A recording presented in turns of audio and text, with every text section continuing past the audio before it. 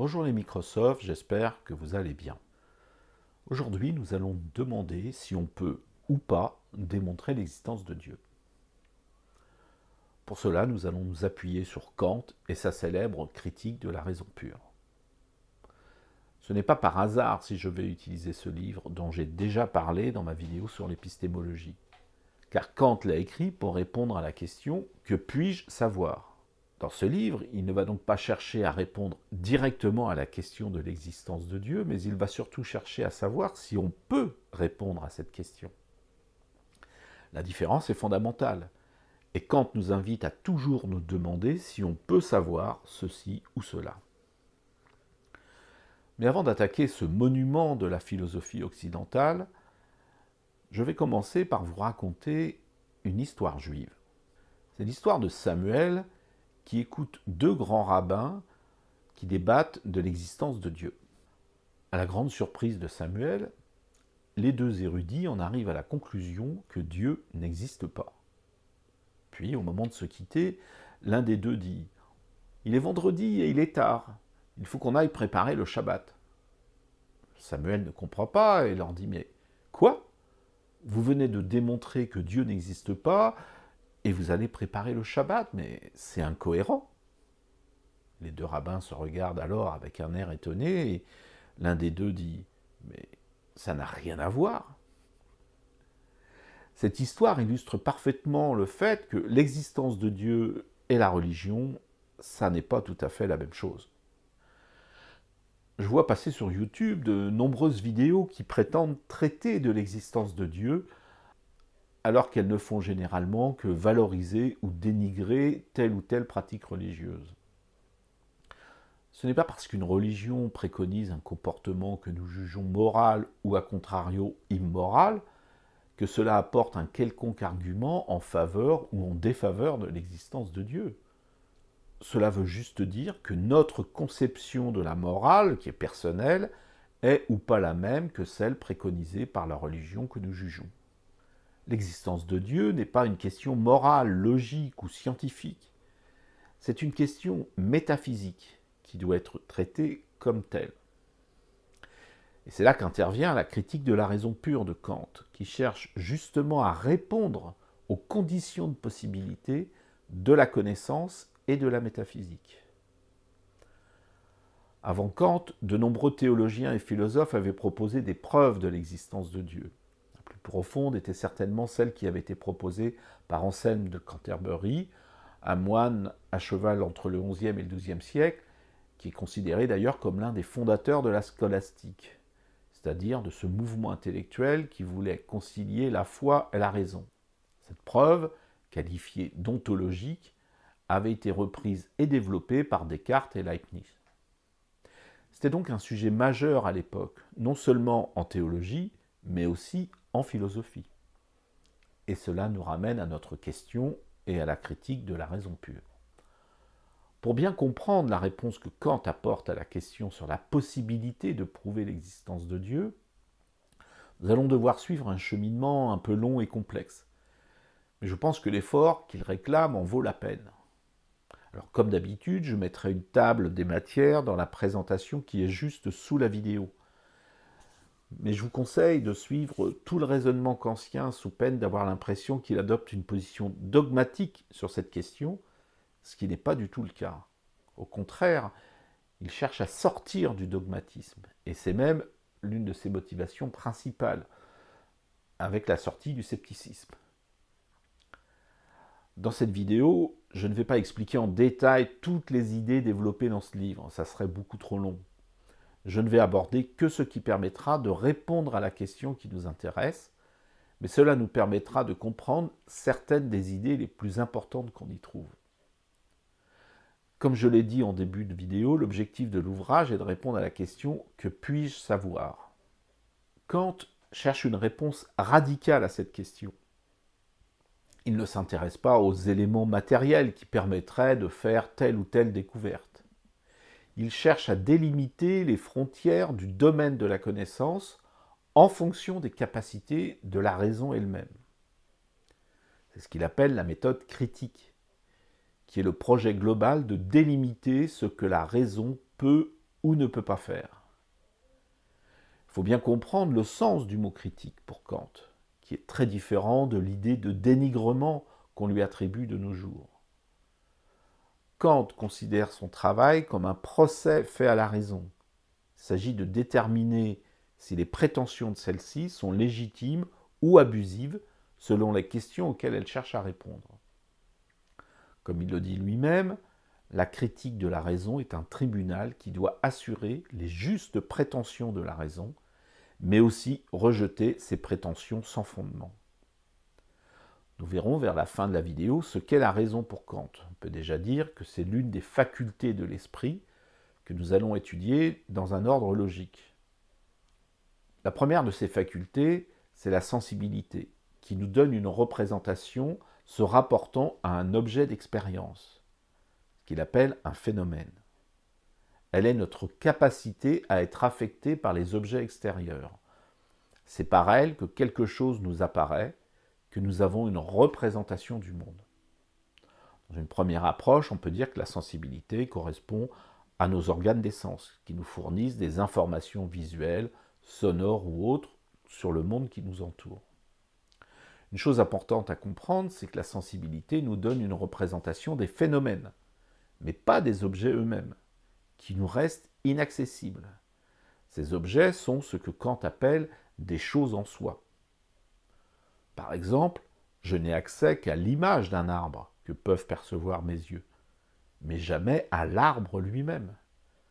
D'ailleurs, je ne peux même pas être sûr que je vois bien un arbre, plutôt qu'une peinture en trompe-l'œil ou un hologramme. Ce que je perçois est une image, un phénomène, mais jamais l'objet lui-même. Mais la sensibilité ne suffit pas à construire des connaissances. Et c'est là que Kant se distingue des empiristes. Il exprime cette limite ainsi. Toute notre connaissance commence avec l'expérience, mais elle ne provient pas toute de l'expérience. Cela veut dire que pour compléter la perception de la sensibilité, nous devons utiliser une autre faculté de l'esprit que Kant appelle l'entendement. Celui-ci organise à l'aide de concepts les données fournies par la sensibilité. Et c'est là que nous allons devoir parler des catégories qui nous seront très utiles pour répondre à la question sur la possibilité de prouver l'existence de Dieu. Les catégories sont les concepts purs de l'entendement. Chez Kant, l'adjectif pur indique que ces concepts existent dans l'entendement indépendamment de l'expérience. On les a depuis la naissance en quelque sorte. C'est-à-dire que pour Kant, l'entendement n'est pas une feuille blanche. Il dispose de ces catégories qui lui permettent d'organiser les perceptions.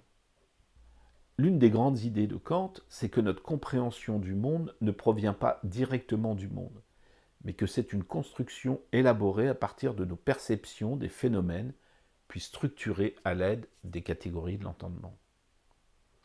Pour bien comprendre, on peut prendre en exemple la causalité, qui est l'une de ces catégories. Pour Kant, on ne peut pas être certain que celle-ci existe déjà dans la nature. C'est un concept pur. Le processus de construction d'une connaissance basée sur la causalité est le suivant. Nous percevons, grâce à la sensibilité, des successions de phénomènes. Et l'entendement va expliquer ces successions grâce à la causalité. Pour cela, il va bâtir des concepts qu'il vérifiera ensuite par l'expérience.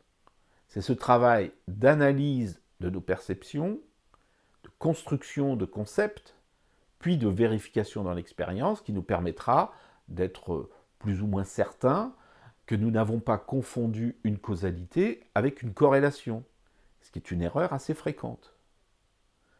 C'est donc cette construction qui est une connaissance, pas la perception d'origine qui n'a servi que de matériaux dont s'est servi l'entendement. Il y a 12 catégories et ce n'est pas l'objet de cette vidéo que de les étudier de façon exhaustive.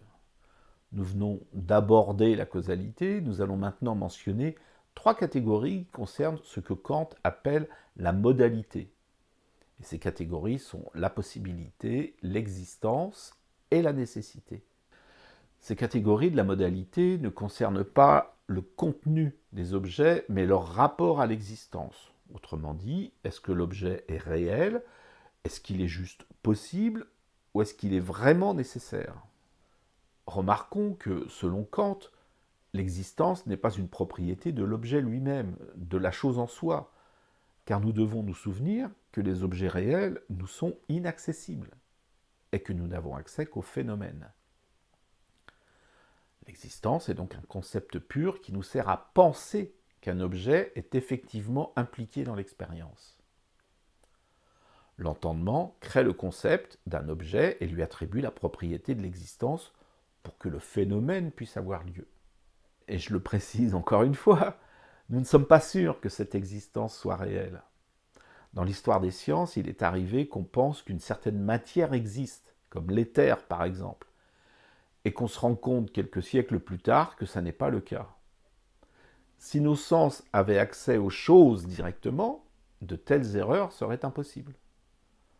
On comprend bien que puisque l'existence est attribuée à des concepts créés par l'entendement, elle ne peut s'appliquer qu'à des objets qui interviennent dans des expériences, c'est-à-dire qui apparaissent dans des phénomènes. On retrouve là l'esprit de la méthode critique, qui cherche à délimiter la validité de nos capacités mentales et de ces concepts. Nous allons maintenant pouvoir nous approcher de la question divine. Mais pour cela, nous allons devoir compléter notre présentation de l'esprit selon Kant, qui n'est pour l'instant composé que de la sensibilité et de l'entendement. Il nous reste à découvrir une troisième faculté qui est la raison pure. Qu'est-ce que Kant appelle la raison? C'est pour lui la faculté qui relie et unifie et qui cherche l'inconditionné. Elle dépasse les connaissances particulières pour chercher des principes ultimes. Alors vous connaissez la chanson maintenant. Si la raison est pure, c'est parce qu'elle ne s'appuie pas sur l'expérience empirique. C'est en cela qu'elle est différente de l'entendement, qui lui s'appuie toujours sur les données de la sensibilité pour produire des concepts. Mais cela n'empêche pas la raison pure de produire ce que Kant appelle des idées. Comme elles ne proviennent pas de l'expérience, Kant les qualifie de transcendantes, c'est-à-dire qu'elles sont au-delà de l'expérience. Il est important de comprendre que ces idées ne sont pas forcément irrationnelles, car elles sont souvent produites par des raisonnements et peuvent même s'appuyer sur des connaissances, par exemple en étendant certains concepts au-delà du champ de l'expérience. Pour prendre un exemple simple qui concerne directement la question de notre vidéo, on peut considérer, en étendant le concept de causalité, que tous les événements ont une cause, et qu'il doit donc exister une cause ultime que l'on peut appeler Dieu. Ce raisonnement est tout à fait rationnel dans le sens où il n'a rien d'illogique. Mais il s'appuie sur une extension du concept de causalité qui ne peut être prouvé par l'expérience. En effet, dans une expérience, on peut penser qu'un phénomène est produit par une causalité. Mais aucune expérience ne pourra montrer que tous les phénomènes ont une cause. Les idées de la raison pure peuvent donc être rationnelles, mais comme elles ne sont pas produites par l'entendement, les catégories de celui-ci, et en particulier l'existence, ne peuvent pas leur être appliquées. Pour Kant, vouloir appliquer les concepts dans l'entendement, c'est-à-dire les catégories en dehors du champ de l'expérience, est une forme de sophistique, ce qui est un jugement très sévère. Et pourtant, il sait, et je reprends ses propres mots, que la raison est poussée par une propension de sa nature à aller au-delà de son usage empirique. C'est donc un sujet très important de bien comprendre quelles sont les limites de l'entendement et de la raison, autrement dit, de la connaissance et de la croyance. Kant nous invite à faire preuve de modestie et à avoir bien conscience de ces limites. En particulier, une de ces limites, c'est qu'on ne peut pas prouver l'existence d'un objet contenu dans une idée, quelle qu'elle soit, que ce soit une licorne, un idéal politique et surtout Dieu. Kant propose d'ailleurs dans son livre de longs développements pour démontrer que les trois grandes preuves de l'existence de Dieu, qu'il qualifie d'ontologiques, de cosmologiques et de physico-théologiques, ne sont pas vraiment probantes. Je ne vais pas vous détailler tous ces argumentaires, mais je ne résiste pas au plaisir de vous présenter l'un d'eux, car il n'est pas totalement dénué d'humour, ce qui est plutôt rare chez Kant, ou comme chez la plupart des philosophes d'ailleurs. Dans la preuve ontologique, développée par Anselme de Canterbury et reprise par Descartes et Leibniz, on affirme que Dieu étant l'être le plus parfait, il est doté de toutes les qualités, donc de celles de l'existence. Le concept même de Dieu implique ainsi son existence. Mais Kant constate que dans la phrase « Dieu est l'être le plus parfait », le verbe être n'a qu'un sens logique. En quelque sorte, il donne la définition de Dieu. Il n'indique pas une observation, mais plutôt une possibilité, du genre « si un être parfait existe, alors on l'appelle Dieu ». C'est là qu'il fait preuve d'une audace non dénuée d'humour, puisqu'il compare l'idée de Dieu à celle d'une somme d'argent, de 100 thalers précisément, le thaler étant l'une des monnaies de l'époque. Pour Kant, et je pense qu'il a raison, nous sommes beaucoup moins riches avec 100 thalers possibles qu'avec 100 thalers réels. Une possibilité, même celle de l'existence de Dieu, n'a donc pas la même valeur qu'une réalité observée dans l'expérience. Nous allons donc pouvoir enfin répondre à notre question initiale sur la possibilité de prouver l'existence de Dieu. Puisque Dieu est une idée transcendante qui a été produite par notre raison, éventuellement au terme d'un raisonnement comme l'une des 3 preuves dont on vient de parler, elle n'est pas un concept de notre entendement, car elle n'a pas de fondement empirique. On ne peut donc pas lui attribuer la qualité de l'existence, qui est réservée au concept de l'entendement issu de l'expérience empirique. Mais cela ne veut pas dire que l'on peut prouver son inexistence. Kant est très clair sur ce point, et je vais le citer. En revanche, si l'empirisme devient lui-même dogmatique relativement aux idées, comme cela arrive dans la plupart des cas, et qu'il a l'audace de nier ce qui se situe au-delà de la sphère de ses connaissances empiriques, il tombe lui-même dans le champ de l'immodestie. Dieu ne peut donc pas être un objet de connaissance, mais il peut être un objet de croyance. C'est ce que Kant exprime dans l'introduction de son ouvrage. Il me fallait donc mettre de côté le savoir afin d'obtenir de la place pour la croyance. Kant ne considère d'ailleurs pas que cette croyance est inutile ou néfaste. Il lui consacrera même un livre, La religion comprise dans les limites de la seule raison, dans lequel il réfléchit, comme il le dit lui-même dans une de ses lettres, à l'union possible de la religion avec la raison pratique la plus pure. En résumé, on a vu que grâce à une analyse rigoureuse de nos facultés intellectuelles et de leur champ d'application, Kant a établi une séparation assez nette entre les domaines de la connaissance et celui de la croyance. Le premier s'appuie sur des données empiriques issues de l'expérience, alors que l'autre se fonde principalement sur des raisonnements.